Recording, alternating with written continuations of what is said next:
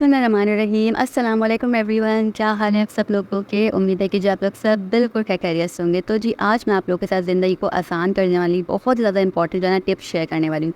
Poppy seeds यानी कि जिसको हम लोग खसखस बोलते हैं, उसकी सफाई कैसे करनी है। ना धूप में सुखाना पड़ेगा आपको, ना बहुत ज़्यादा मेहनत करनी पड़ेगी, ना इसको चुनना पड़ेगा, ना ही आपको जो है ना घंटों जो है ना इसकी सफाई में अपना वक्त देना पड़ेगा।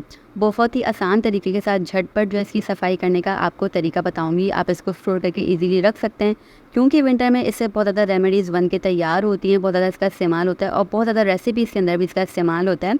और मेरी जो नेक्स्ट रेसिपी है उसके अंदर भी मैं इसका इस्तेमाल करने वाली हूँ। तो मैंने सोचा पहले आपको जो है ना इसकी सफाई की जो टिप है वो आपके साथ जो डिटेल में वीडियो है वो शेयर कर देती हूँ, ताकि आपकी लाइफ जो थोड़ी आसान हो जाए और आप इजीली से जो भी रेसिपीज़ बनाना चाहते हैं वो इजीली बना सकें। ठीक है, बहुत कम मेहनत के साथ बहुत ही झटपट से इसकी सफाई करना बताऊँगी, क्योंकि इसमें सर इतना ज़्यादा कचरा होता है, इतनी ज़्यादा मिट्टी होती है। अगर आप इसको साफ़ करने बैठ जाएंगे ना, चुनने बैठ जाएंगे, तो आपका पूरा दिन लग जाएगा या 1 दिन से ज़्यादा भी लग सकता है। लेकिन मिनटों में इसकी सफाई करने का आपको तरीका जो है कैसे आप कर सकते हैं वो आज सिखाऊंगी। तो इसके सबसे पहले एक अदद बोल के अंदर आपने पानी ले लेना है।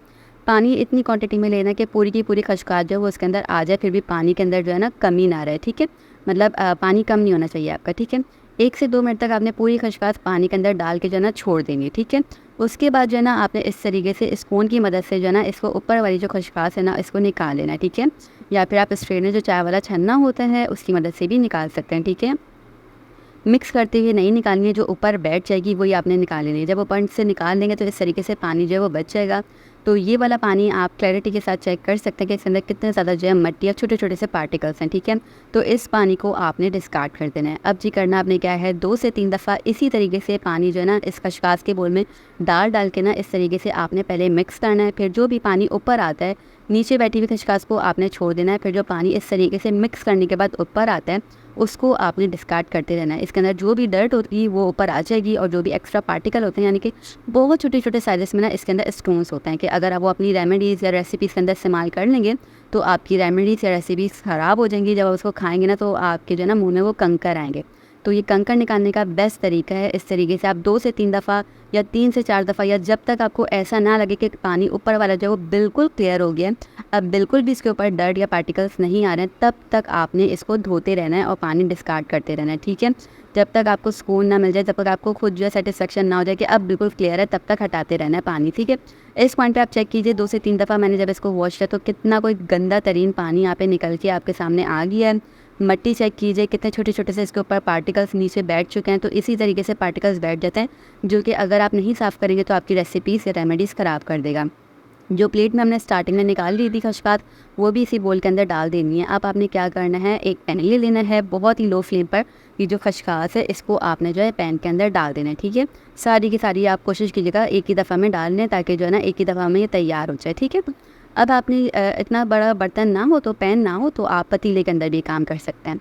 मीडियम टू लो फ्लेम पर आप देखें इस तरीके से ना इसको मसल के जो है ना ड्राई रोस्ट करना है। ठीक है, जब तक इसके अंदर से जितना भी मॉइस्चर है वो ख़त्म ना हो जाए, तब तक आप इसको इस तरीके से मसल के जो है ना इस हल्की आंच पे जो है ना ड्राई रोस्ट करते रहिएगा। आपको खुद फील होने लगेगा कि अब पूरे तरीके से इसके अंदर जो भी मॉइस्चर था वो ख़त्म हो गया है, अब कोई भी पानी का नामो निशान नहीं रहा है। तब तक जो है ना आप इसको मसलते रहिएगा, मिक्स करते रहिएगा। जब आपको सुकून मिल जाए, सेटिस्फेक्शन हो जाए, आपको एहसास हो जाए कि अब पानी नहीं बचा है, तब आप जो है ना फ्लेम को ऑफ़ करके इसको उतार दीजिएगा। देखिए आपके सामने सामने उस टाइम पे ये कितनी ज़्यादा गीली थी, और अब ये कितनी हद तक जो है पूरी की पूरी जो है सूख चुकी है। तो ऐसे ही होनी चाहिए, क्योंकि इसके अंदर अगर मॉइस्चर रह जाएगा ना तो आप इसको स्टोर नहीं कर सकते, इसके अंदर फंगस आ जाएगा, ये ख़राब हो जाएगी, इसके अंदर कीड़े भी पड़ सकते हैं। इससे हम धूप में तो नहीं सुखा रहे, तो ये बहुत ही आसान सा तरीका है। धूप में पूरा दिन पड़े रहने दो, फिर मिक्स करो, फिर ये करो, फिर इसको सेट करते रहो। तो ये बहुत ही आसान तरीका है। पंखे के अंदर भी इसको छोड़ेंगे ना तो 1 से 2 दिन लग जाएंगे। तो इस तरीके से जब आप करेंगे ना तो इसके अंदर बिल्कुल भी मॉइस्चर नहीं रहेगा और ये ख़राब नहीं रहेगी, और बहुत ही जो है ना 5 से 6 मिनट के अंदर अंदर जो है ना ये पूरे तरीके से ड्राई हो जाएगी। ठीक है, अब यहाँ पर देखें 5 से 6 मिनट तक मैंने इसको भूना, तो बिल्कुल अच्छे तरीके से जो भी इसके अंदर मॉइस्चर था वो ख़त्म हो चुका है, आप चेक कर पा रहे होंगे। अभी जब मैं इसको हाथों के ऊपर भी उठाऊंगी ना तो आपका ऐसा होना चाहिए कि बिल्कुल भी चिपके ना, या आपको फील ना होना चाहिए कि इसके अंदर कोई भी पानी का नामो निशान है।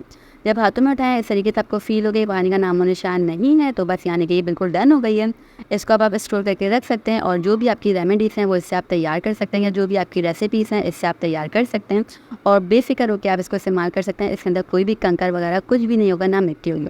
बस इस टिप को आप इस्तेमाल कीजिएगा, अपनी लाइफ को आसान बनाइएगा, और जो मेरी नेक्स्ट रेसिपी, जो नेक्स्ट रेमेडी मैं आपके साथ शेयर करने वाली हूँ, वो इसी से रिलेटेड है, तो आपके लिए बहुत ज़्यादा आसानी हो जाएगी। हम फिर मिलेंगे, तब तक अपना और अपनों का ख़ास ख्याल रखिएगा, दुआ में याद रखिएगा। अल्लाह हाफ़िज़।